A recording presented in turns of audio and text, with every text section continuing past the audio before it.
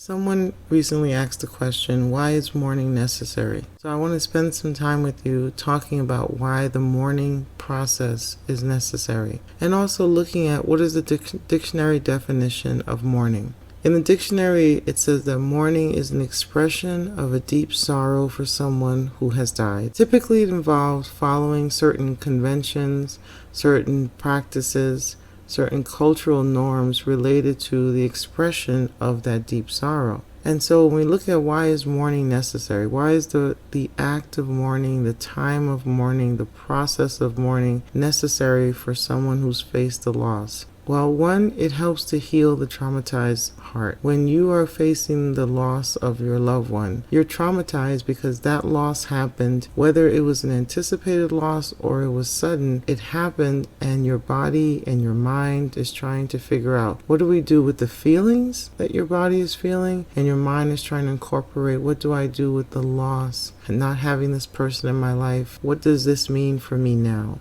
And so that is the trauma related to loss, that mourning begins the process of helping you to heal that traumatized heart.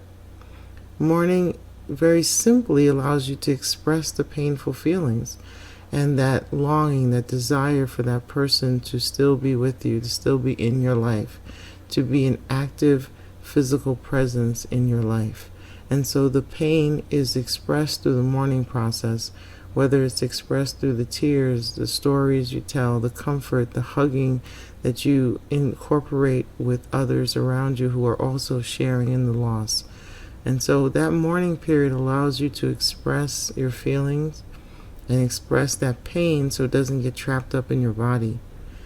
Mourning also allows you to receive comfort from other people.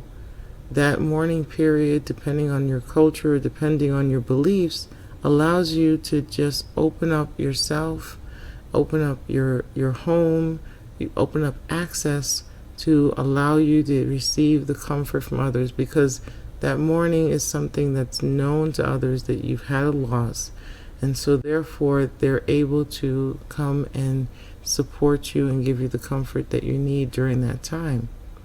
Mourning also invites others to grieve with you, because it is something that's known, that's told, that usually has a specific time or period or practices. Depending on your culture or your religious beliefs, there are certain rituals that you are going to engage in as part of the mourning process. And those rituals allow other people to engage with you to help you in the grieving process. Mourning allows you to release the emotions, the thoughts, the anxiety, the stress that's built up in your body. When you know that you have this place, this space and time where you can cry and no one's going to wonder why you're crying, where you can really express the thoughts, the feelings, and the stress you're feeling, where the world is allowed to shut down, to turn off, and you're allowed to pull out of the normal activities of the day so that you can just experience the feeling and the loss that you're having, so that you can have others sit with you and you can also begin to shed some of the feelings and the stress and the anxiety that's pent up in your body out during that mourning period. So it allows you to have that time away from the normal activities to really just be immersed in allowing yourself to express the sorrow that you're dealing with at the moment. Mourning is about expressing sorrow, expressing pain, releasing and making known what you're feeling, what you're going through in that time period. Now, different religions and cultures have set mourning periods, which is a set time to express the pain, during that time to be cared for by others, to receive support from the community. And it is a time where the individuals who are going through the mourning process receive high respect, high honor from those who are there to show the love and the support that they have for them during that time. So depending on your cultural background, there may be set times. Now, just because there are set times and set periods, there are beginning to ends of processes that allow you to, as a community, go through mourning. Doesn't mean that you're not going to have your own grieving process. It doesn't mean that your grieving will not look different. It will look different from everybody else. It will look different from your family members, from your siblings.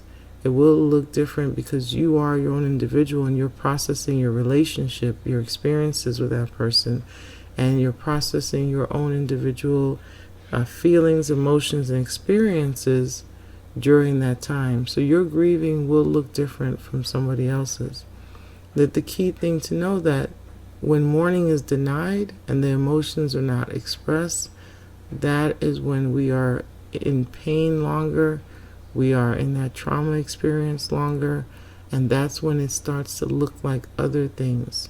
When our mourning that's been denied starts to look like anger, frustration, sadness, depression, because we need to have a period where we're experiencing the ability to mourn, and then we need to also go through the grieving process. Now with grieving, when grieving doesn't take place, there are thoughts, there are questions, and there's a mental processing that needs to happen, and all of that is missing when we do not allow ourselves to go through the grieving process. With grief, emotions and thoughts related to sorrow are being processed. It is the process in which the mourner goes through to incorporate the loss that they've experienced. One quote that I talk a lot about related to grief is this idea that the work of grief is moving love from a present, available emotional attachment experience with another person to a permanent experience of love carried into the future. That is the work that we have to do through the grieving process. So you can begin by having a mourning, right? Honoring, respecting, recognizing the loss, and getting support. But the grief process itself is very individual. The process of grieving involves feelings, involves understanding, it involves making meaning from your loss, allowing your feelings to be understood and also reconciled. Your thoughts help to incorporate the loss of your loved one into your present story. During the process of grieving, you are understanding what those thoughts are, and your thoughts about the person that you've lost is being organized in a way that helps you to create this new life for yourself without the individual being physically present, but having a permanent presence in your life emotionally. When you go through the grieving process, you're determining and you're establishing a new relationship with the memory and the impact that your loved one has had in your life. So they never leave you, but the relationship changes because of the loss, because they're no longer physically present in your life. So when someone is either mourning or grieving, there's pain, there's sorrow, there's anxiety that can become trapped in that traumatic experience. If we don't mourn, if we don't go through the grieving process, then you're starting to see that the anger, the sadness, the restlessness, or even for some people, it's a total detachment and denial of what has taken place. So it's important to find support, possibly look at joining a grief group or getting professional one-on-one counseling if you're having difficulty with the grieving process, or if you denied yourself the opportunity to mourn after the loss of your loved one. I also want to say, for someone who's helping support others in the mourning process who are in the midst of their grieving due to a recent loss, it's important as a support person to make every effort to understand your individual person's loved one, friends, cultural beliefs about death and the dying practice. Support them without judgment, without any prejudice based on what your individual views about mourning or death are.